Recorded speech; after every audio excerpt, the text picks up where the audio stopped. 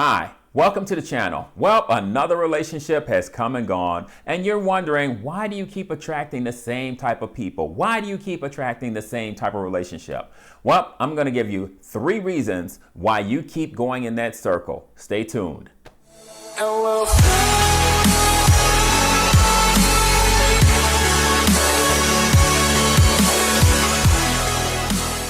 So, the 3 reasons why you keep attracting the same type of people or having the same type of relationship: the bait that you're using, the location where you're meeting people, and you. So we're going to look at each one of them. When we're talking about bait, we have to talk about how you're presenting yourself. The first type of bait is eye candy bait. This is where you're using basically your body to lure in people. So you're dressing provocatively. You're showing off pieces of your body. Maybe you're showing the guns or showing the girls. What you're doing is you're luring in a type of person who basically feels that there is no commitment, that you're basically a hit it or quit it type person. They're not expecting the conversation to be deep. Maybe they're going to talk about your day. Maybe they're going to talk about your outfit. Maybe they're going to talk about what the two of you can do once you leave that location. But with eye candy bait, you're drawing in someone who does not want a long-term relationship with you. Casual bait. Now, casual bait is someone wearing casual clothing, hanging out in casual locations. With casual bait, you're going to attract the type of people who may see you as a good guy or a good girl.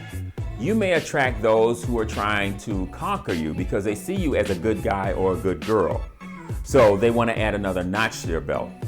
Or you may attract people who want to teach you because they see you as being naive and they want to open your eyes to the rest of the world. You also may attract manipulators who want to use you because they see you as a good guy or a good girl, and so they figure that you're honest, and that means you're gullible. Conversations with people who put out casual bait, usually you're talking about everyday topics, maybe goals, maybe dreams, just run-of-the-mill topic. Then there's professional bait. Professional bait may be somebody wearing a power suit, maybe somebody dripping in ice. Usually the conversation is about their accomplishments. Maybe they started new businesses. Maybe they're the CEO. Maybe they're telling you about their goals that are going to happen next year. With someone with professional bait, they're going to attract people who kind of are attracted to their light. They may want them for their stability. They also may attract people who are professional just like them, so they see them as someone who can help them. What they do is they tend to drive off the people who are less secure and less confident. The next thing you need to look at is the location where you're meeting people. So the first location can just simply be the street. So if you're meeting people out in the street, well, basically you could be meeting anyone. And it takes an enormous amount of confidence for someone to approach you or for you to approach someone out in the street. And the next place you could meet people could be at an event. An event is usually something that occurs maybe once in a while. So maybe a concert, maybe a movie premiere. You know, it's just something it's a one-time thing or it's a once-a-year thing.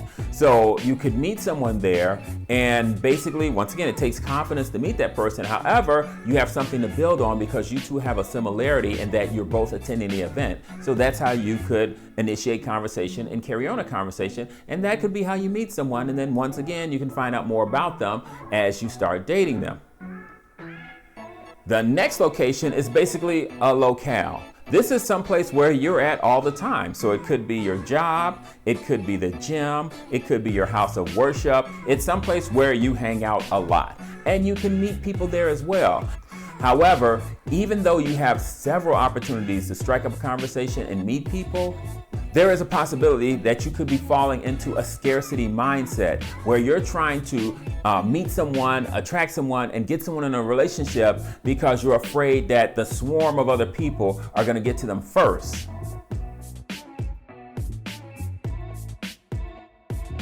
So, you've looked at the bait you've used to attract people. You've looked at the locations where you can meet people. The next thing we need to look at is you, and you're the biggest thing that we need to look at when it comes to you getting into the same type of relationships or being with the same type of partner. So the first thing we want to look at, what are your standards? So standards are those rules that you have for yourself. So what I need you to do is get out a sheet of paper, and I want you to sit down and I want you to write what are your standards, what are your rules in these areas. So what are the rules for yourself superficially? An example would be, do you get manis and pedis every week? Do you sit in a barber's chair every 2 weeks? What are the rules that you have for yourself in regards for morals and beliefs? Are you dating with intention, meaning that you're dating because you're looking for the one or you're looking for marriage? And what are your rules for your accomplishments? Are you happy with a high school diploma, trade school certificate, or are you trying to get more of an advanced degree? What's your rule for how you treat others? Is your rule that there's a sucker born every minute, so you're going to take advantage of them? Is your rule an eye for an eye, so someone does something to you, you're going to do the exact same thing or worse to them? Or is your rule to treat others the way you would like to be treated? Now, looking at relationships, what's your standards in relationships? What are your rules for yourself when you're in a relationship?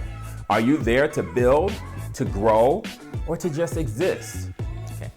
The next thing I want you to do is take out another sheet of paper, and I want you to write down your expectations of others. So standards are those rules that you use for yourself. Expectations are those rules that you expect from other people.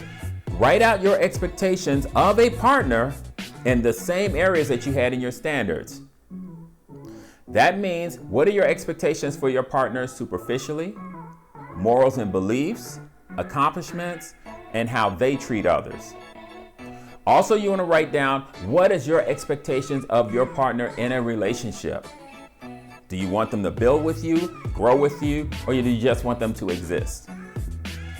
Now that you've written your standards and your expectations, what I need you to do is now think about all your past partners and all your past relationships, and I want you to identify where they fell down in the areas that you just wrote about. Now I need you to take out a third sheet of paper. On this sheet of paper, you're going to write out what are your deal breakers. So deal breakers are those behaviors that a partner can exhibit that makes you in the relationship immediately. An example would be, let's say you want kids, they don't want kids. You two are not going to come together on that. There is no compromise. Once you've got that list written, now what you need to do is see if you can see any of those deal breakers in your past partners or in your past relationships. How do we end up with a relationship or a person that's not in that same cycle that we were in before? We need to identify, one, the cycle that we're in. So when you look at bait, location, and you, can you identify where your previous partners and previous relationships fall? Once you do that, what you're going to have to do is you're going to have to either change your bait, change your location, or change you. And by you, I mean you're going to have to change your standards and change your expectations and change your deal breakers. So when you look at your bait, is there a way that you can come up with a different presentation than the one that you've been using to attract people? When you look at location, is there a way you can change your location so that you attract a different type of person? And when you look at you, I want you to look at your standards. Now, it's important that in your standards, you have to make sure that you are not participating in one of those red flag relationships, meaning that you're not a project manager looking for a broken person to fix. You're not a codependent where you're needing to be needed, so you're looking for needy people to take care of. You're not a doormat where it's more important for you to be in a relationship than for you to uphold your own standard expectations and deal breakers. And you're not dysfunctional where you literally believe it's normal to be in a toxic and unhealthy relationship. So if you observe the bait you use to attract people, the location where you attract people, and you look at yourself, particularly your standards, expectations, and deal breakers, you should be able to break the cycle of always attracting the same person or always having the same relationship. Well, that's it for this video. Like, comment, subscribe, hit that notification bell so you'll be made aware of the next video, and I will see you there. Take care. Tell me pretty lies, look me in the face, tell me that you love me, even if it's